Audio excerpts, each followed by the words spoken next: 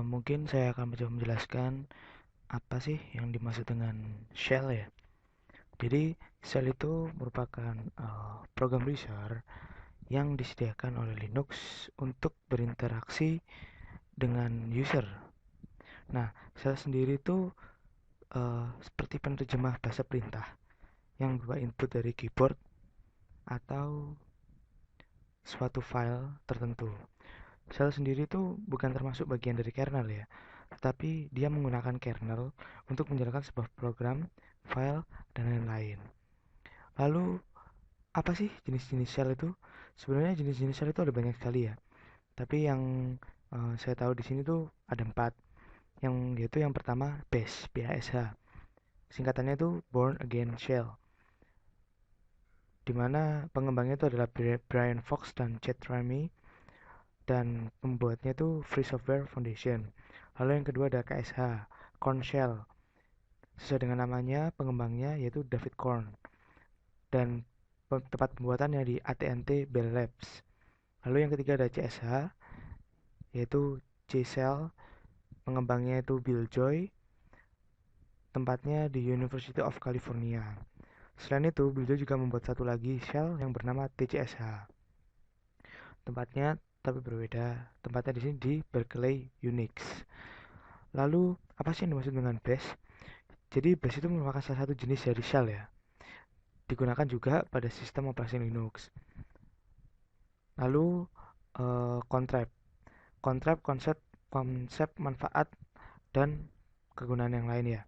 Jadi, contrap itu merupakan sistem penjadwalan pada OS Linux. Fungsinya sama dengan schedule text yang ada pada Windows kita. Cara Caranya kita melakukan penyetingan waktu dan program atau file yang dijalankan pada waktu tertentu. Contrap itu juga mendukung base file. Jadi selain itu manfaat dari contrap ini sangat banyak sekali ya. Salah satu contohnya adalah kita dapat melakukan penjadwalan untuk mematikan komputer, membuka sebuah program, merestart komputer, dan masih banyak lagi. Semua itu tergantung dari kebutuhan pengguna contrap ini mau diapakan. Lalu history. History ini merupakan apa ya? Adaptasi lah istilahnya dari C-Shell. Jadi dia mencatat semua instruksi yang telah dilakukan oleh user, lalu user ini dapat dipilih kembali dan perintah yang dipilih dapat dijalankan kembali. Jadi misal kita melakukan suatu apa ya, pencatatan lah, misalnya kita habis ngapain sih? Nah itu history itu nyatat semua. Lalu saya mencoba mengartikan ya maksud perintah dari $cat slash dot base profile. Jadi pada dasarnya cat sendiri itu kan merupakan perintah untuk melihat sebuah isi file. Nah, sedangkan file yang dibuka itu adalah .base profile. Nah, fitur ini itu merupakan referensi dari CSH, di mana digunakan untuk mempermudah mereferensi file dan directory pada home directory. Lalu, apa sih fungsi perintah echo hostname -2 hostname ya? Jadi, sesuai dengan kata-katanya, echo ini kan merupakan apa ya? Perintah output yang disebut sebagai perintah pengganti. Nah, perintah pada backward ini dieksekusi dan di output yaitu dengan nama hostname. Seperti itu. Nah, perintah ini diberikan baris per baris. Tanda petik satu itu mengartikan bahwa dibatasi tidak semua ekspansi. Tanda petik 2 membatasi semua ekspansi kecuali dolar itu adalah ekspansi variabel. Kalau minus itu adalah mengganti perintah. Slash ekspansi satu karakter dan yang terakhir uh, pentung itu adalah pengganti story. Jadi echo hostname itu dapat dijadikan sebagai perintah untuk mencetak argumen hostname -2 hostname. Seperti itu. Nah, lalu apa sih kegunaan kunci tab ya? Jadi di sini kunci tab itu untuk meneruskan perintah baris dengan lengkap. Kunci ini dapat digunakan untuk melengkapi nama perintah atau nama file. Nah, untuk melengkapi nama file sendiri, ketik perintah dan dilanjutkan dengan ketik nama file. Jika yang diketikkan sudah merupakan karakter unik, tekan kunci tab. Nah, contohnya saja misalnya adalah apa deh? Echo 444 slash etc atau apalah. lalu di tab. Maksudnya di sini di tab itu perintah sebelumnya yang kita lakukan akan keluar. Jadi sebenarnya kita sebelumnya ketik ya echo /etc /group/group.d, maka nanti yang akan keluar setelah kita echo/etc lalu kita tab, yang akan muncul itu yaitu echo/etc/group/group.d.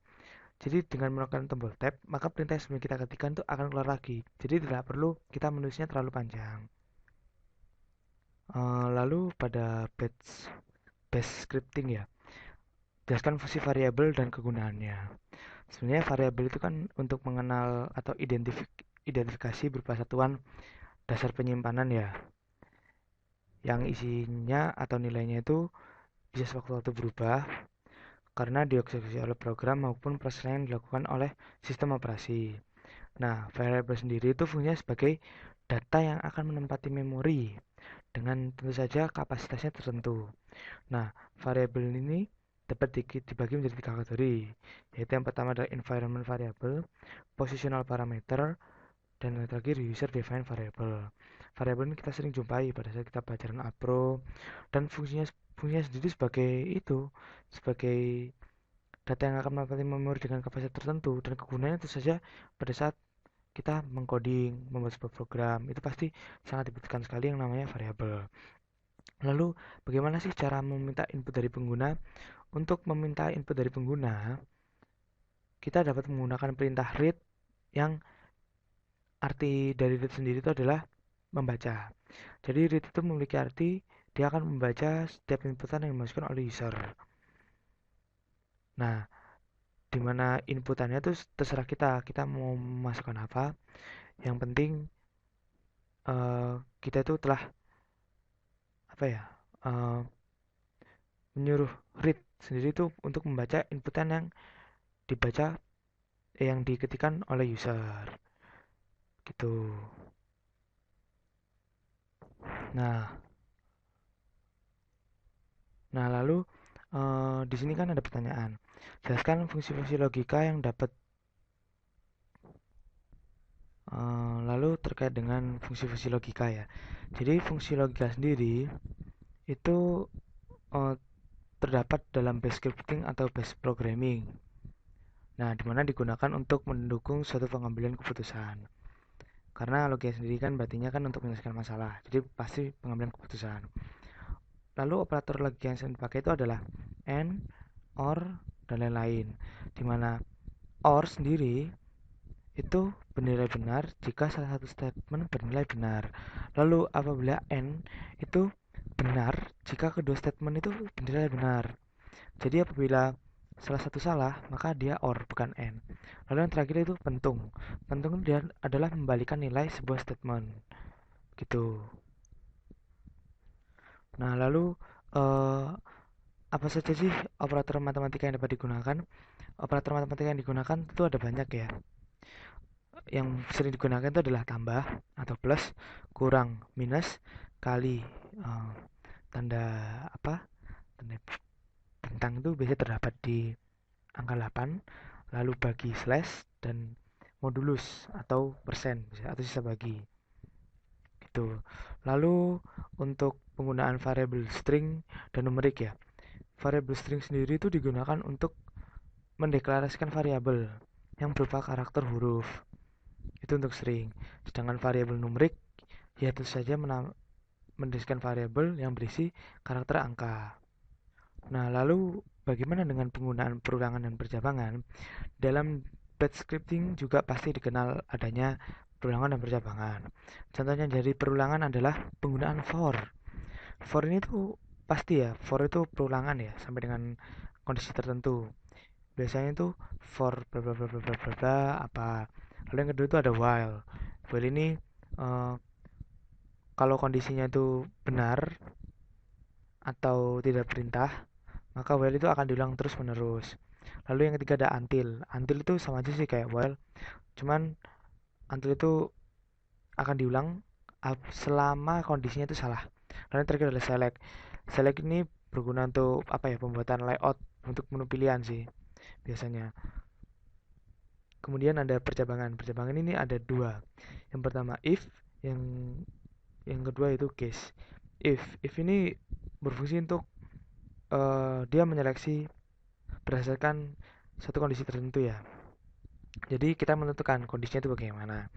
Kalau yang case itu sama aja sih kayak if.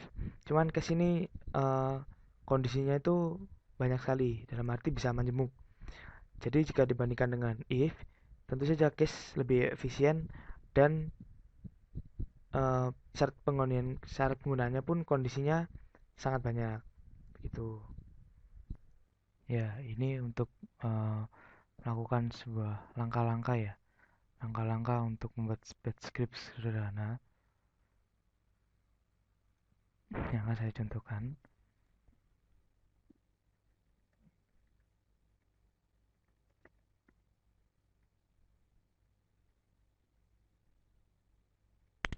Pertama itu masuk ke terminal ya. Lalu yang kedua login sebagai root, selesai kayak gini. Ketikkan nano.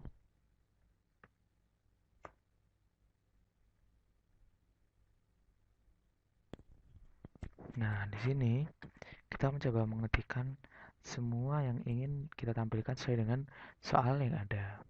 Jadi ini saya akan menuliskan skripnya ya.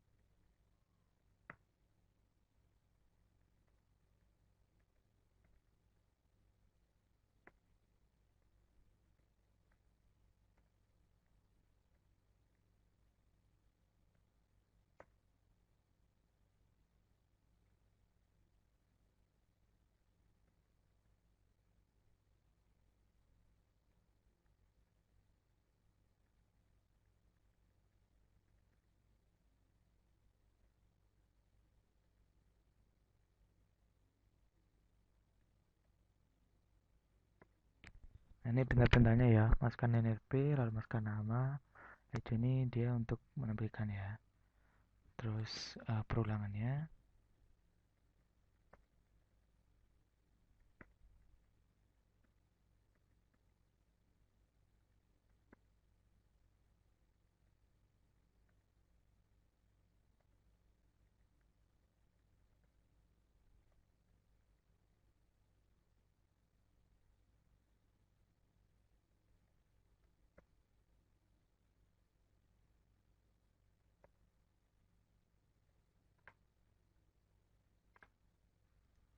Ya, untuk berita pertama, pindahkan ke directory desktop.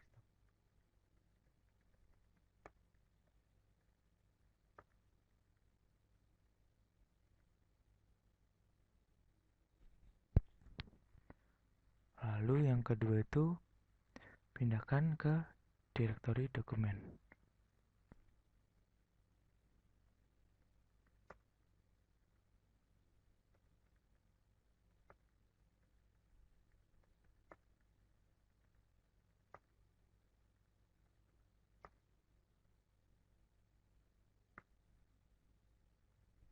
Yang ketiga, tunjukkan posisi Anda sekarang.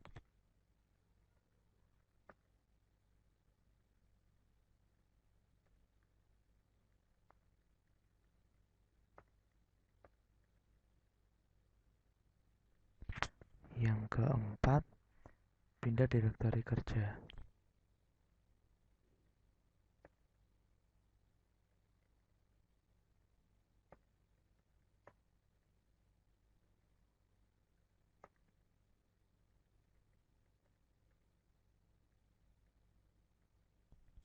Yang kelima, buat direktori baru.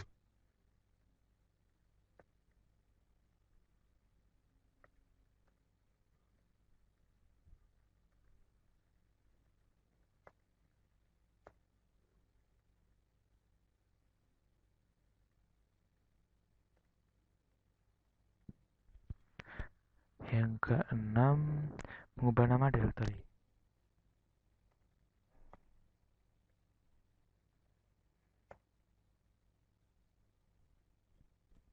Yang ketujuh, hapus direktori.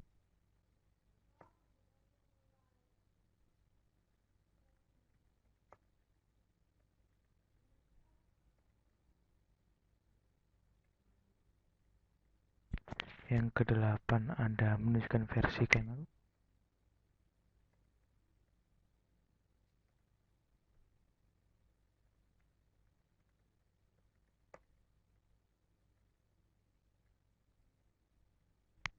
Yang kesembilan, Anda menunjukkan nama host komputer.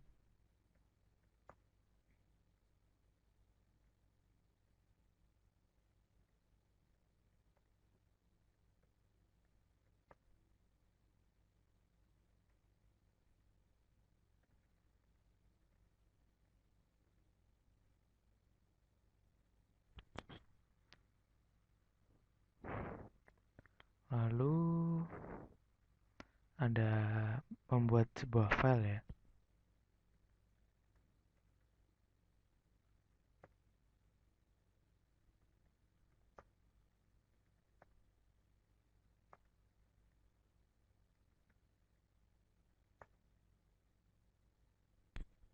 Lalu yang ke-11 dan ke-11 itu menunjukkan hak akses kita.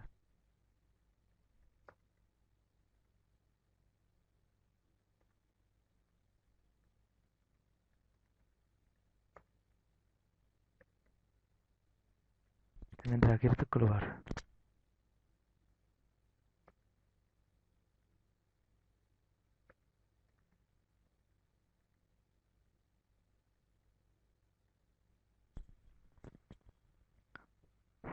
Nah, lalu setelah kita ini kan membuat perintah-perintahnya ya. Perintah-perintahnya otomatis kita pasti akan mengeprint ya. Untuk memasukkan pilihan.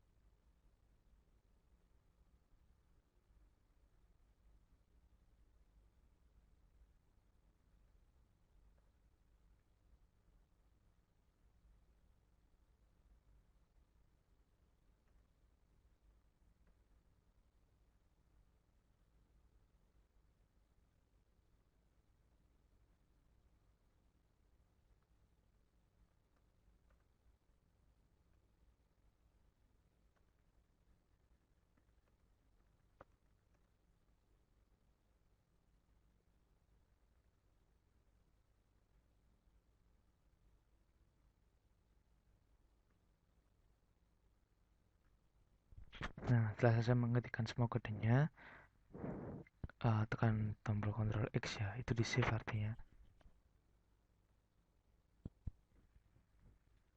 Nah, lalu setelah itu ya otomatis kita yes.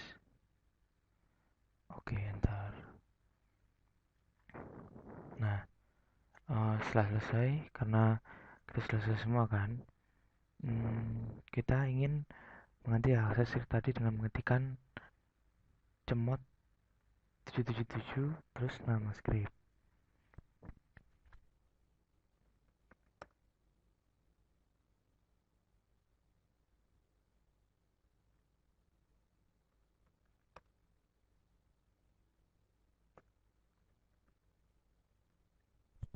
Nah, ini sudah diganti. Lalu apakah kita melihat script kita sudah masuk pada daftar list? Ketik aja ls Tuh kan, di sini sudah ada kan sapaan dari kita yang buat tadi. Nah, apabila kita ingin menjalankan scriptnya, gampang, ketik aja.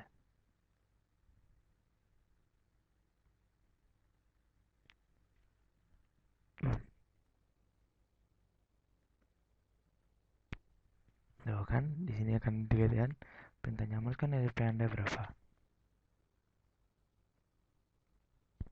Nah, nama Mas kan nama Anda.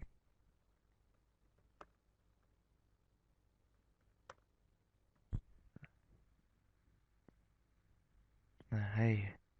Oh, kenapa ini? Kok ada yang error? Sebentar. Nah, tadi kan terdapat beberapa kesalahan.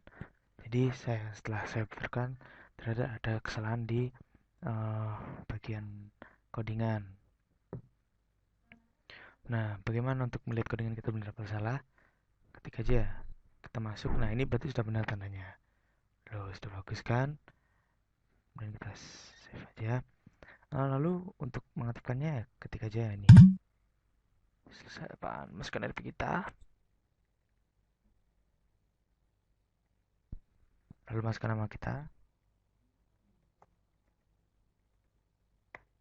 Nah, di sini kan sudah keluar sekali ya, banyak sekali pilihan kan. Kita mau milih apa? Terserah kita itu, terserah kita. Misalnya kita mau memasukkan pilihan mulai dari satu mungkin. Oh, yang dari desktop, lalu pindah ke dokumen. Loh, dokumen. Lalu pasti sekarang kita di mana? Sekarang kita ada di dokumen. Untuk memindahkan direktori kerja. Pilih direktori apa kayak terserah Anda gitu kan ya.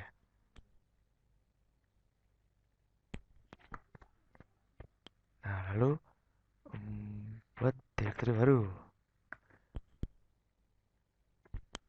Nah, lalu mengubah nama direktori.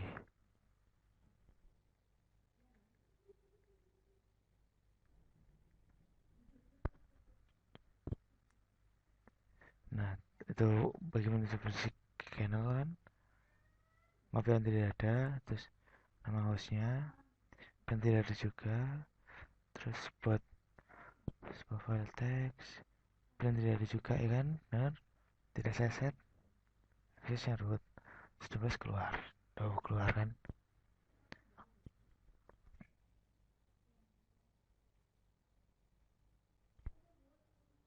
Lalu berikutnya adalah menentukan waktu dengan font warna merah ya.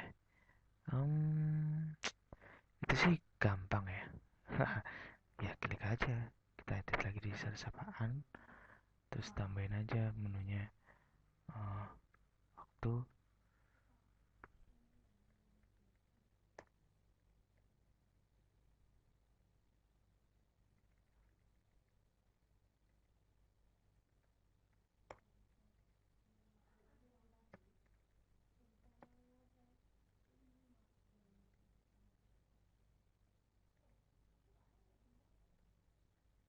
Nah waktu ya, kita tambahin aja di sini.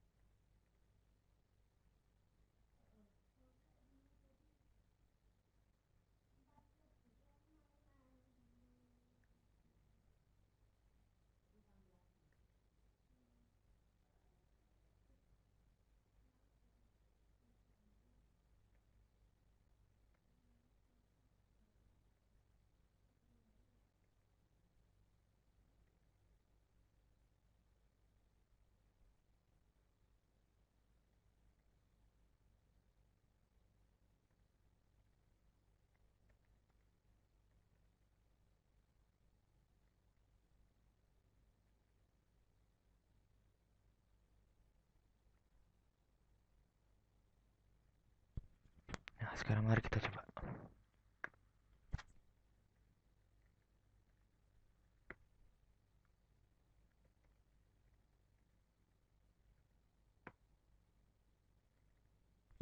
Nah, ini kan kelihatan kan sekarang 6 April jam 9.04. Nah, ini sudah kelihatan kan waktu, berarti sudah berhasil. Ya, lalu kalau sudah keluar aja. Oke, berdua sudah selesai. Terima kasih. Lalu soal berikutnya adalah bagaimana untuk membuat penjadwalan saat yang akan menampilkan ucapan selamat ulang tahun setiap kali kita berulang tahun. Dokumentasikan kode program dan hasilnya. Jadi, bagaimana caranya adalah yang pertama itu saja kita buat uh, ini ya, nano dengan ya terserah nama selamat. Dan di sini saya menuliskan ucap selamat ulang tahun. Maksudnya itu yang keluar nanti adalah ucapan selamat ulang tahun. Kemudian kita save aja filenya. Lalu setelah itu ketikkan sederhana cron tab min e, di mana fungsinya adalah mengedit pekerjaan cron tab. Nah, di sini keterangannya adalah angka 1 di depan ini dia merupakan uh, itu apa? Dijalankan pada menit pertama pada jam 1 pagi pada tanggal 24 Agustus. Bintang di sini adalah pada hari apapun deh dia bisa. Yang penting ini adalah uh, step apa ya? Pada hari apapun. Saya mohon maaf sebenarnya ini bukan Agustus tapi dikodekan dengan angka. Jadi kodenya adalah 08. Nah, ini merupakan alamat buat kita nyimpan file tersebut gitu. Kita save ya. Nah, lalu bagaimana cara mengeluarkannya? Gampang saja, ketik aja selamat. Nah, di sini akan muncul selamat ulang tahun. Jadi nanti setiap ada tanggal 24 Agustus dengan ulang tahun saya, maka pada menit pertama jam 1 pagi akan muncul tulisan selamat ulang tahun.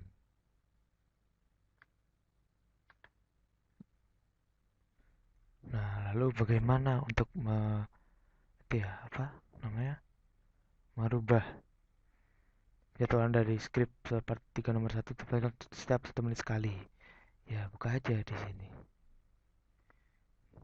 Kok di sini bukan? Di sini kemudian kita ganti semuanya ini dengan tanda bintang.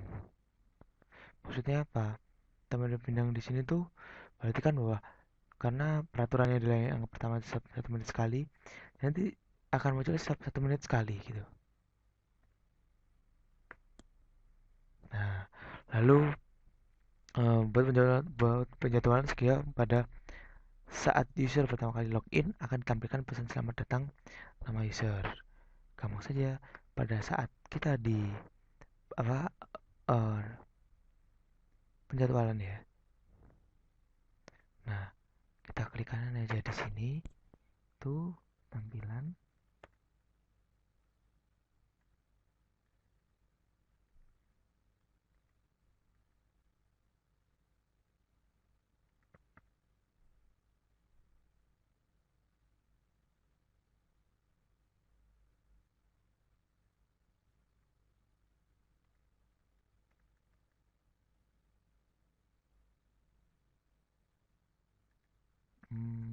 Sebentar saya agak bingung ini. Terus gimana?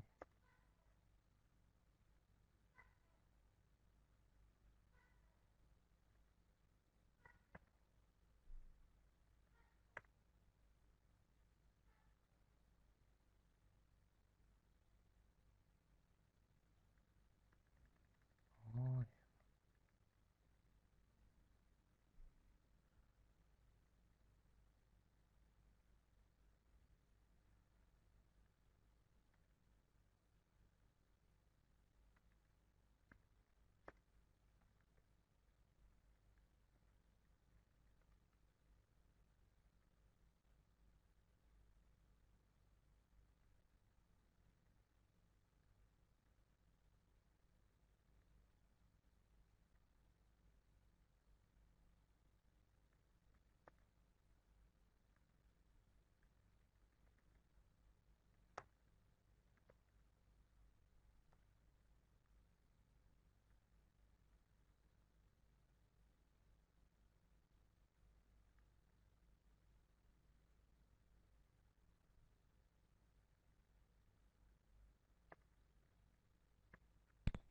Saya akan coba codingan saya apakah bisa.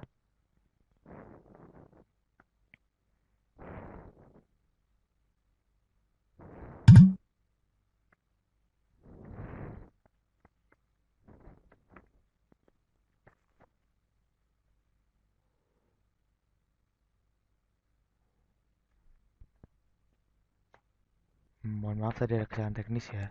Jadi untuk soal yang terakhir itu uh, penjadwalan singkat dari user tanggal teman selamat datang ya. Yang pertama tadi saya sudah mengedit di mana saya menggunakan perintah 3 ini untuk menambahkan. Lalu kemudian saya ketikkan ini. Nah, dia akan tanya usernya siapa. Oh, maka dia akan muncul. Nah, selamat datang user. Udah dia akan terus seperti itu. Begitu. Lalu untuk pemanggilan dari selamat ya tadi. Selamat. Sebentar. Nah, dia akan panggil setiap 1 menit sekali. Selamat ulang tahun. Kita sudah selesai. Terima kasih. Sekian dari saya. Wassalamualaikum warahmatullahi wabarakatuh.